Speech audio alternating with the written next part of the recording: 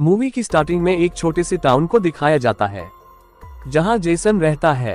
ये टाउन शहर से काफी दूर था, जिस वजह से उसकी आबादी भी काफी कम थी।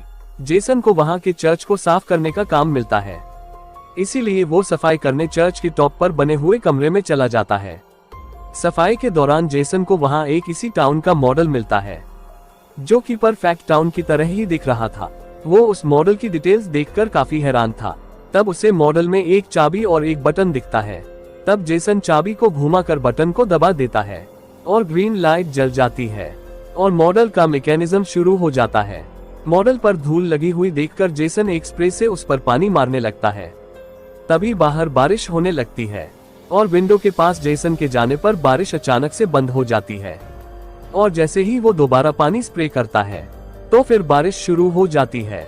वो ये देखकर काफी हैरान था और अब जेसन समझ चुका था कि जो कुछ वो इस मॉडल के साथ करेगा वो रियलिटी में भी हो जाएगा। अगले दिन जेसन एक कैफे में चला जाता है। ये कैफे एमिलियो की मॉम का था। वो कई दिनों से अपने कैफे को पेंट करना चाहती थी, पर उनके पास इतने पैसे नहीं थे कि वो अपने पूरे कैफे को पेंट कर सके। पर उनकी ये बातें जेसन सुन लेता है और कैफे में बैठे बैठे सभी की परेशानियां भी सुनता है और अपनी एक डायरी में नोट कर लेता है।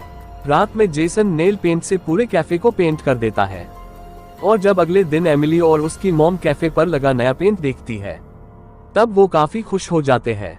उन्हें खुश देखकर जेसन को भी काफी अच्छा लगता है। जहां रास्ते से जाते हुए जेसन देखता है कि रास्ते के गड्ढों की वजह से एक बूढ़ी औरत गिर गई थी। उसकी वो मदद करता है और वहीं मेयर के घर के बाहर रखे हुए भर चुके सजेशन बॉक्स को भी देखता है। जेसन उस बॉक्स को उठाकर अपने घर ले आता है और सभी की परेशानियां सॉल्व करने लगता है और पूरे टाउन को साफ कर देता है और सड़क के गड्ढों को भी भर देता है।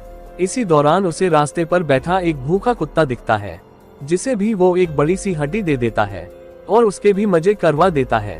अगली सुबह सभी लोग टाउन का ये बदला हुआ रूप देखकर काफी खुश थे। जेसन को उनकी हेल्प करके काफी अच्छा लग रहा था, इसलिए वो रात में टाउन का एक साइन बोर्ड बनाकर हाईवे पर भी लगा देता है, जिससे अब कई सारे मुसाफिर भी टाउन में आने लगे थे और इस छोटे से टाउन की हालत भी सुधरने लगी थी।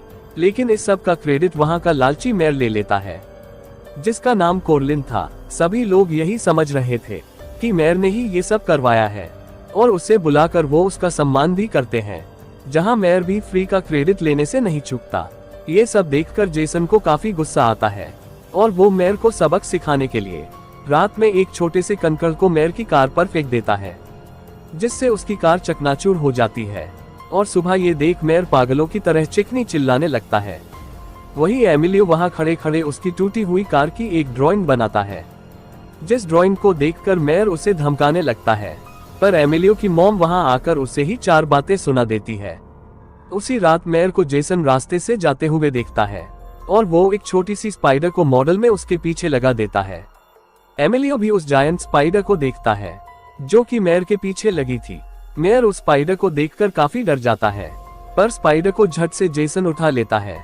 अगले दिन एमिलियो उसी स्पाइडर की ड्राइंग एक दीवार पर बना रहा था, जिसे देखकर मेयर भड़क जाता है और इस सब के लिए उसे ही जिम्मेदार ठहराता है। पर एमिलियो की मॉम मेयर की इस बार घनघोर बेइज्जती करके उसे वहां से भगा देती है।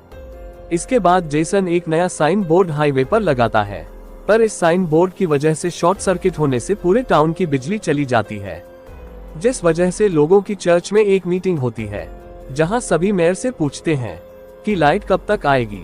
तब मेयर कहता है कि पूरा 1 हफ्ता इसे रिपेयर करने में लगेगा। ये सुनकर सभी गुस्सा हो जाते हैं और मेयर से कहते हैं कि ये सब तुम्हारे लगाए हुए साइन बोर्ड की वजह से ही हुआ है, तुम्हें ही इसे जल्दी ठीक करना होगा। तब मेयर ना चाहते हुए भी उन्हें सच बताता है कि वो साइन बोर्ड उसने नहीं लगाया और उसे ये भी नहीं पता है कि वो बोर्ड आया कहां से, जिस वजह से सभी लोग मेयर पर चिल्लाने लगते हैं।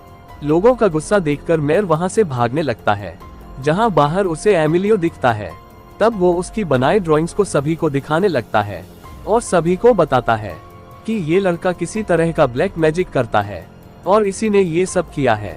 मेयर लोगों को ये भी बताता है कि ये जो कुछ भी ड्रॉ करता है वो सच में हो जाता है, पर कोई भी मेयर पर विश्वास नहीं करता और मेयर की सुताई करने सभी उसे घेर लेते हैं। पर उसे बचाने के लिए जेसन बीच में आकर सभी को बताता है कि ये सब मैंने किया है।